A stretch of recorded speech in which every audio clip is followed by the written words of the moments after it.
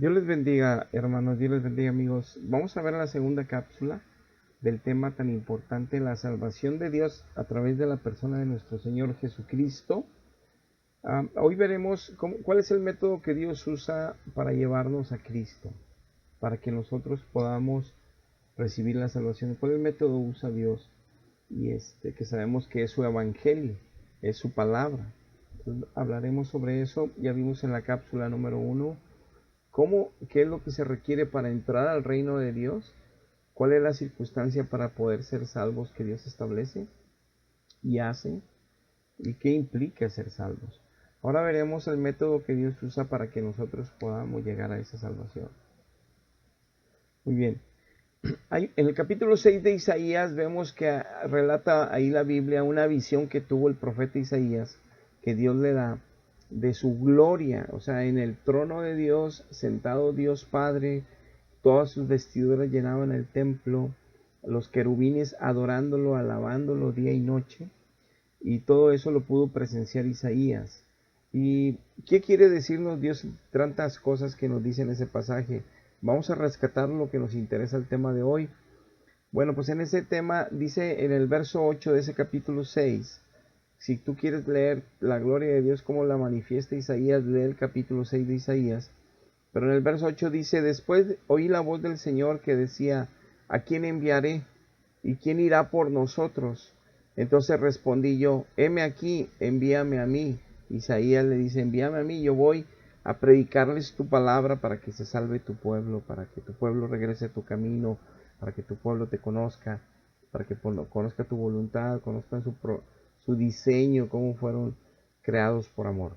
Pero bueno, entonces en el capítulo 6 de Isaías vemos que Dios manifiesta toda su gloria porque ahí implica que el amor que tiene Él para nosotros, tanto así que su profeta se revela a Él en visión, se muestra a Él en una visión, para decirles, ¿a quién irá por nosotros? A decirle a la gente que Cristo es el Salvador, que en Cristo hay salvación. Entonces el método que Dios usa es llevar a sus hijos, a su pueblo, a decirle a todos, sean del pueblo, crean que son cristianos, no cristianos, porque muchos están en religiones cristianas de mentira, en iglesias que cambiaron la doctrina sana de la fe y que ahora creen dogmas de fe que inventaron los hombres a través de los siglos. Y están engañados y por eso su vida no puede vivir en gloria para Dios, en bendición para sus familiares, primero, la mayoría. Y eso es porque no conocen a Dios ni su palabra. Entonces el método que usa Dios es evangelizar. Y entonces dice Romanos capítulo 10, versículo 17, el apóstol Pablo, así que la fe es por el oír y el oír por la palabra de Dios. Dice Dios a través de su apóstol que Él promete darnos fe, la necesaria para creer en Jesucristo y su sacrificio por nosotros, si nosotros nos exponemos a la predicación de su palabra, al evangelio de su palabra, ya sea escudriñándolo y clamando a Dios por salvación, o ya sea ir a un lugar donde se predique la sana doctrina de Cristo. Y ahí es donde, exponiendo el evangelio, es como Dios salva. El método que Él usa es exponer el evangelio. A través de Él produce fe en un corazón que no tenía fe antes. Y así pueden ellos reconocer su pecado para poder rendirse a Dios y decir, sí soy pecador, recíbeme, perdóname, pedir perdón con todo su corazón y espíritu y recibir a Cristo por fe, que Él pagó en la cruz toda mi deuda. Y que entonces si sucede el milagro, porque el único que ve el corazón es Dios, Él pone a su Espíritu Santo en esa persona que era pecadora, que ahora pasa a ser hijo de Dios, pasa a pertenecer de la familia de Dios. Y el bautismo es una confirmación posterior, pero primero tiene que nacer de nuevo, por el Espíritu, no al revés.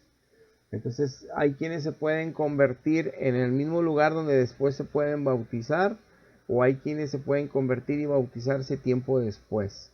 Ese no es problema, pero si se bautiza a alguien tiempo antes de convertirse, de declarar su pecado a Dios y que Dios lo reciba porque es honesto y poner su espíritu, eso no sucede. No sucede por dogmas de religiones cristianas inventadas, por dogmas de fe que así establecieron los siglos, no.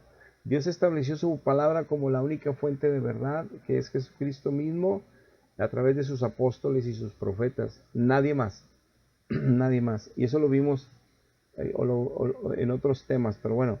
Dice Romanos 10:14 también en este mismo capítulo. ¿Cómo pues van a invocar a aquel en el cual no han creído? ¿Y cómo creerán en aquel a quien no han oído? ¿Y cómo irán sin haber quien les predique? ¿Y cómo predicarán si no fueren enviados? Como está escrito, cuán hermosos son los pies de los que anuncian la paz, de los que anuncian las buenas nuevas de salvación, el Evangelio de Jesucristo.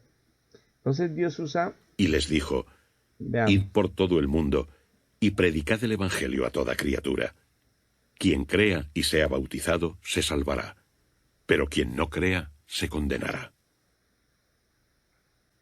Como podemos ver, el Señor Jesucristo les daba esa encomienda a sus discípulos y les decía, en todo el mundo se va a predicar este evangelio, lo van a predicar mis discípulos, mis hijos, y el que creyere y después fuere bautizado, se salvará. El que no creyere, ya ve que aquí ya no impone, y no fuere bautizado, no tiene que ponerlo, porque el bautismo es secundario, lo primario es creer. Es tener fe en Él y creer en lo que Él dice, en su palabra, para que nosotros podamos arrepentirnos. Si no hay arrepentimiento, no hay salvación. Entonces no es con bautismos como alguien se salva, es creyendo en Jesucristo y después públicamente se confirma esa fe a través del bautismo en agua, y que es un símbolo que después veremos en otro tema, donde la persona muere al ser sepultado en agua y sale a nueva vida con Cristo en la resurrección de Cristo, a una nueva vida para su justicia y no para el pecado. Pero eso lo veremos en otros temas.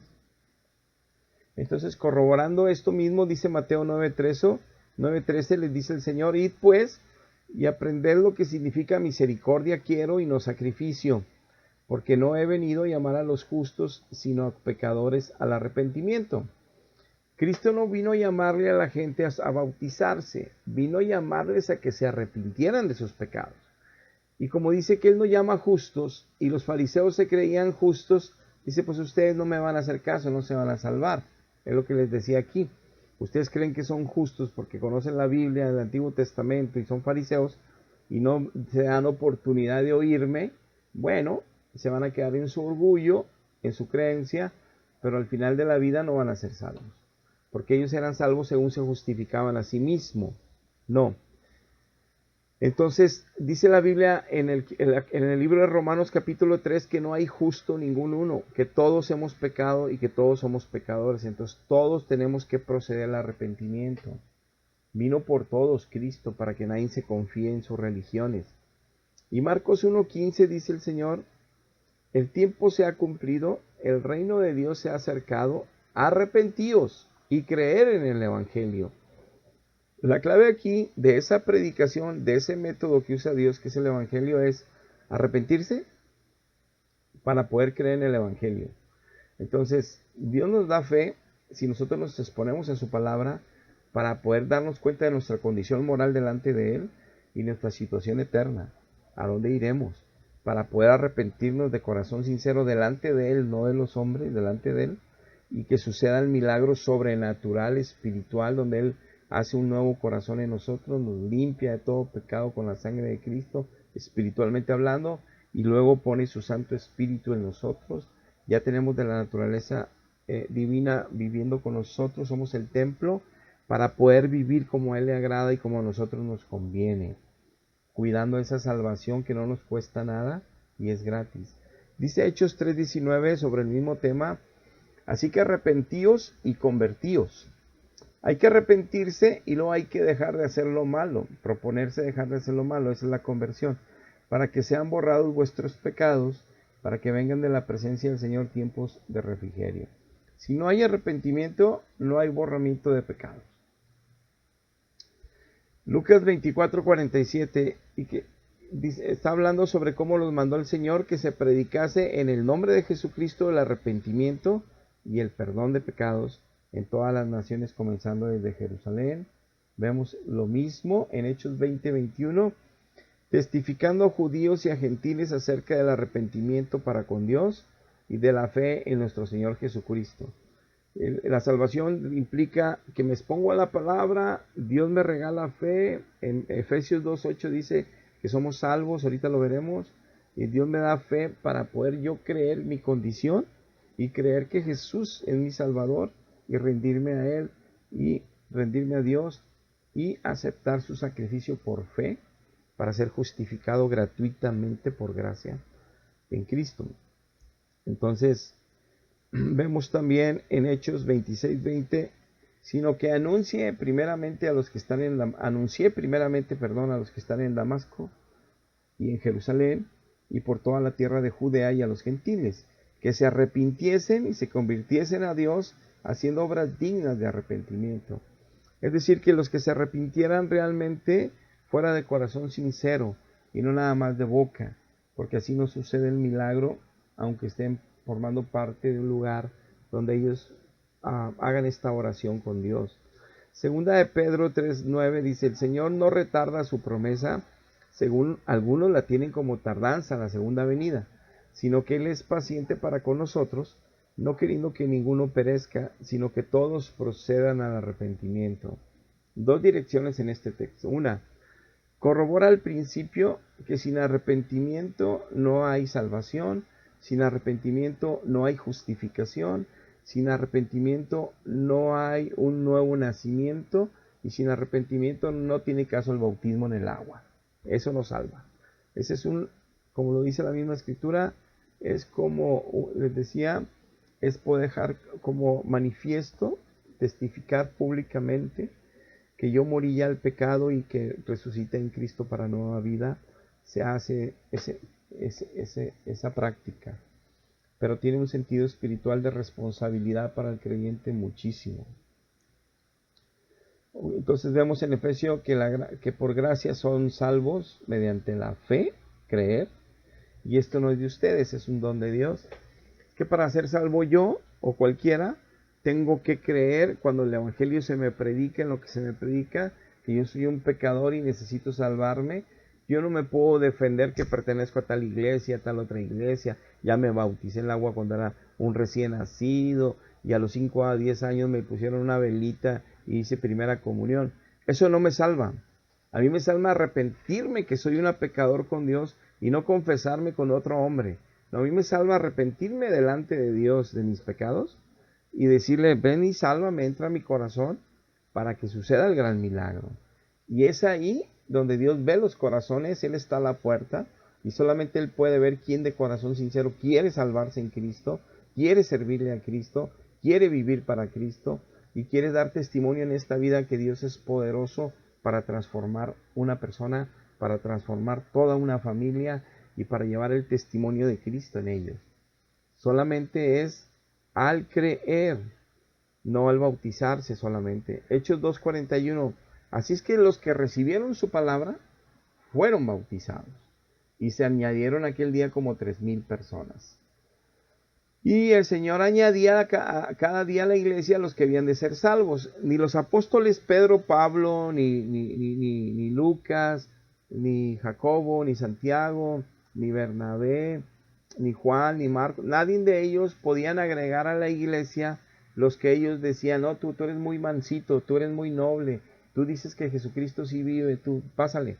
No, el único que agrega a la iglesia, ni tampoco ellos, tampoco ellos, ven, déjate bautizo, ya estás bautizado, ya eres del Señor. No, ¿te quieres bautizar? Sí, no.